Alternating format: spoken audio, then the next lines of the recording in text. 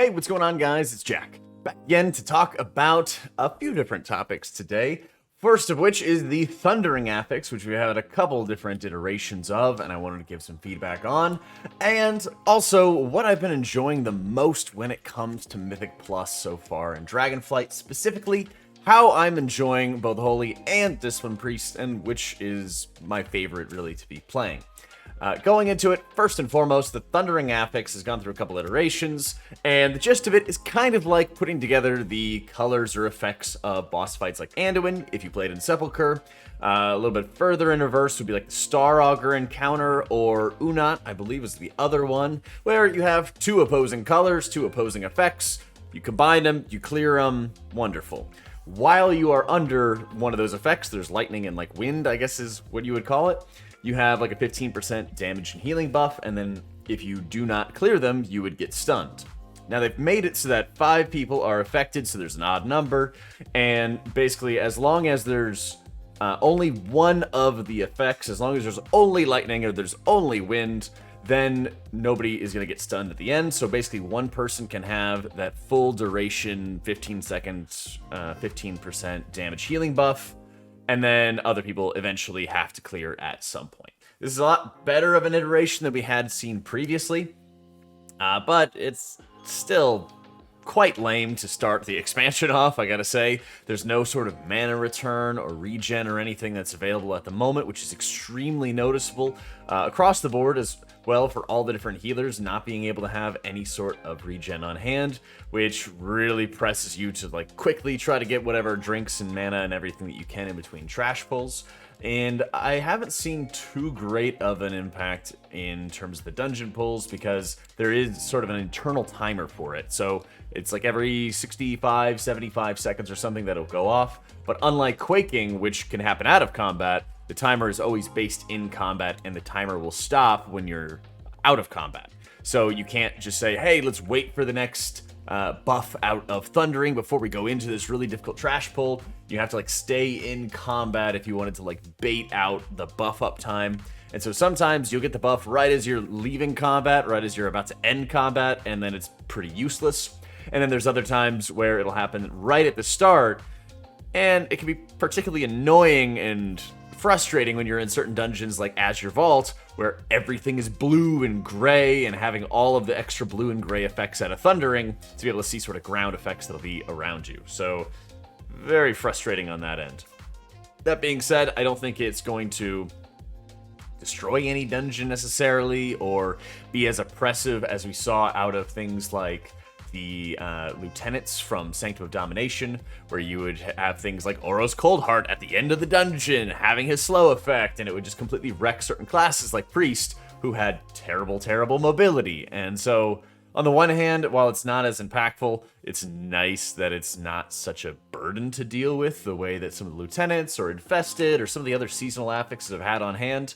But I think it also kind of highlights how there's just way too many affixes in the game, and there's always sort of these like large swings when you have different M+ weeks, and the seasonal affixes don't really help anymore, or I feel almost like now that they're scared because of bringing back old dungeons to have overly impactful affixes, and so as a result it kind of makes them put together some sort of like weak impacts that don't really feel that interesting. And I guess that's fine because the new impact should be the dungeons themselves. By having 4 Dragonflight dungeons and then 4 old dungeons, which is something I'm really a big fan of after playing Season 4 of Shadowlands. I think it does push you to learn dungeons and put pressure on the dungeons themselves rather than on playing around a 50 million different affixes week by week and trying to understand all the different scenarios that can happen around them, right? That, I think, is a lot better of a way for playing M+ going forward, but it's still kind of a bit of a shell shock or a bit of a culture shock, I guess, going from those really impactful affixes to something that really takes on a back seat. I do think healer mana is a pretty constant issue, and it's something that sort of gets left behind in the dust.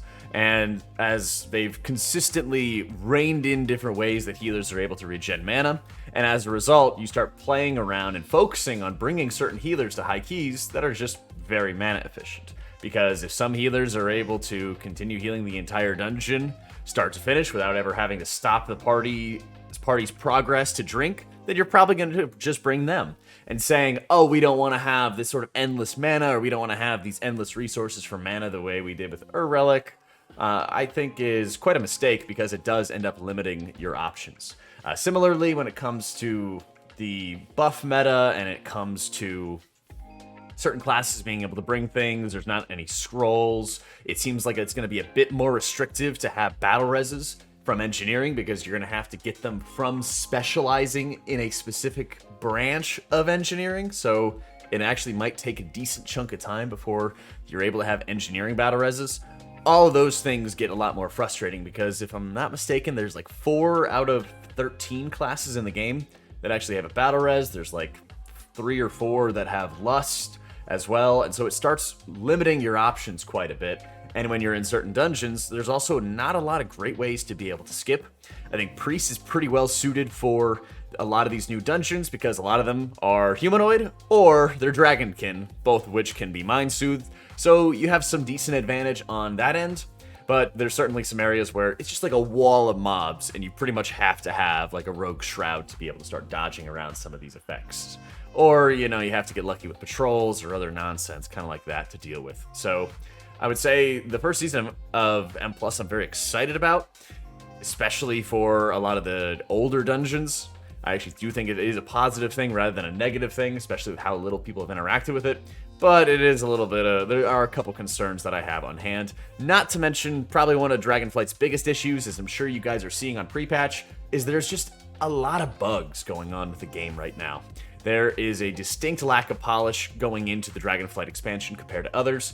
And while I do think the game in like a baseline level is a lot better than Shadowlands, it is very noticeable having to deal with all these bugs, even when it's really simple stuff or very common bugs that occur, kind of like anytime they make a change to Shadow Fiend and Mindbender for Priest, which is your little guardian pet for those who don't know.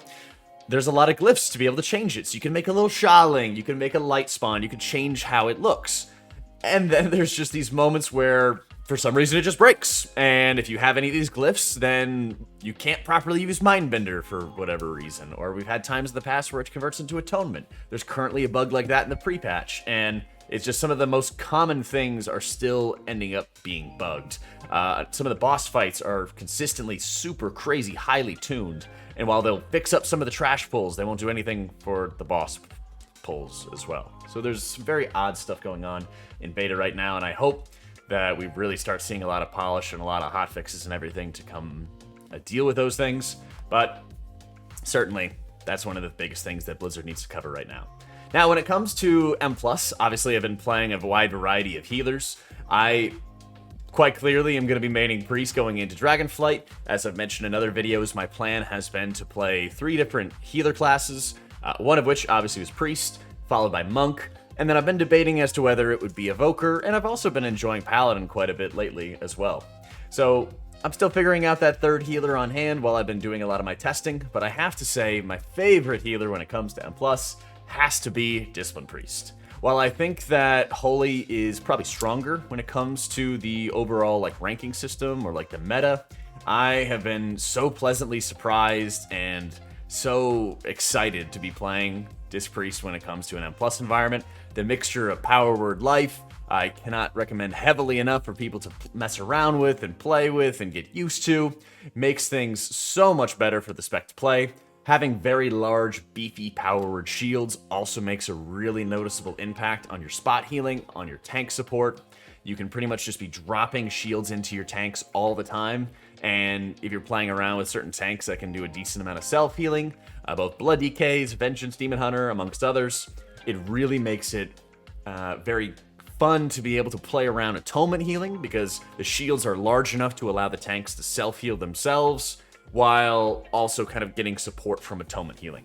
You're not fully topping everybody off of the back of Atonement heals, but you do have a lot of really good resources to stop damage in its tracks, to be able to smooth out damage patterns, to be able to stabilize your allies, and I think the disc is just crazy, crazy fun as a result of the changes that have come around in Dragonflight. So if you haven't yet, on beta or on PTR, highly recommend giving disc a shot, seeing what it's like and kind of experiencing it a little bit for yourself. There were a couple disc nerfs recently, but mainly to things like Divine Aegis and kind of reining that in a little bit, while on the other hand, they did kind of rebalance some of the shields that were going around and making some of the benefits from like Rapture a little bit different, buffing the baseline version of the shields, nerfing Aegis of Wrath a little bit, kind of just a whole general rebalancing act, where I think you'd still run Aegis of Wrath for like dungeons, but I am less sure of you running it in like a raid environment when we get